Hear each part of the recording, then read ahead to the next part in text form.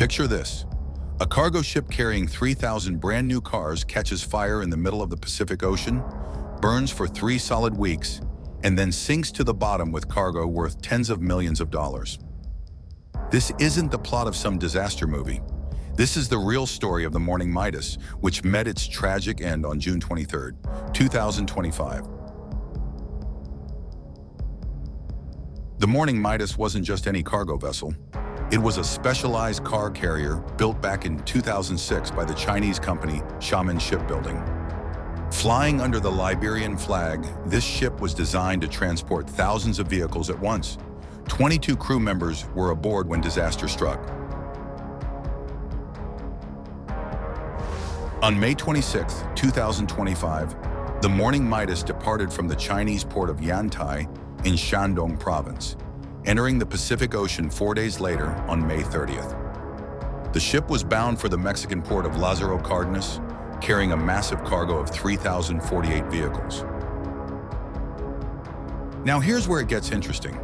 The cargo included 70 electric vehicles, 681 hybrid cars, and over 2,000 conventional automobiles. Some reports suggest there were actually around 800 electric vehicles on board. While the shipping company hasn't revealed the exact brands given the route from China, we can assume these were likely Chinese brands like BYD, along with possibly Japanese manufacturers like Toyota, Honda, and Nissan that produce vehicles in China for export.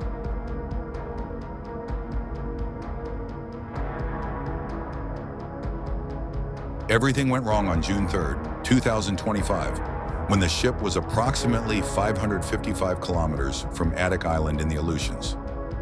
The fire started on the deck containing the electric vehicles, and this turned out to be a fatal twist of fate. Why were electric vehicles the catalyst for this tragedy? The answer lies in their lithium-ion batteries, which behave completely differently from conventional materials when they catch fire. These batteries release toxic gases, reach extremely high temperatures, and can reignite even after being extinguished.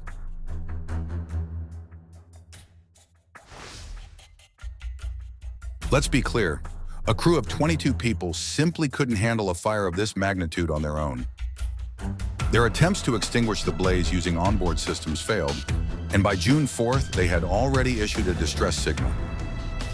The rescue operation involved multiple agencies: the U.S. Coast Guard, rescue vessels in the Aleutian Islands area, and international rescue services all joined the effort. For 3 weeks, various rescue services battled to extinguish the fire, but the flames spread throughout the ship, consuming deck after deck. The lithium-ion batteries in the electric cars created unprecedented challenges. They continued releasing toxic gases, reaching extreme temperatures, and reigniting even after firefighting efforts. The U.S. Coast Guard organized a complex evacuation of all 22 crew members. Fortunately, everyone was rescued without casualties. The only good news in this entire story. After 3 weeks of unsuccessful firefighting efforts, when all possible rescue measures had been exhausted, the Morning Midas suffered critical hull damage. The fire had weakened the ship's structure, and stormy conditions in the Pacific Ocean sealed its fate. On Monday evening, June 23, 2025, while still hundreds of kilometers from the Aleutian Islands, the Morning Midas finally sank into the Pacific Ocean. The ship went down with more than 3,000 automobiles still aboard. This marked the end of a 20-day battle to save the ship and cargo worth tens of millions of dollars. The exact sinking location in international Pacific waters complicates any future attempts to recover the cargo.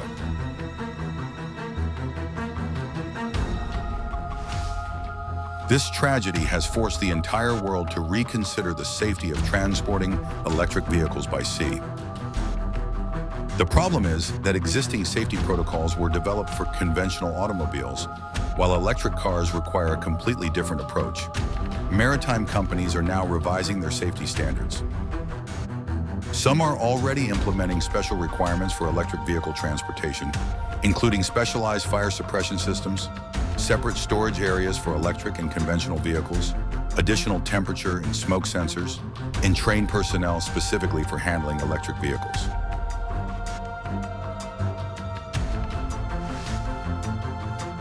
The story of the morning Midas isn't just a maritime tragedy. It's a wake-up call that our world is changing faster than we can adapt our safety systems.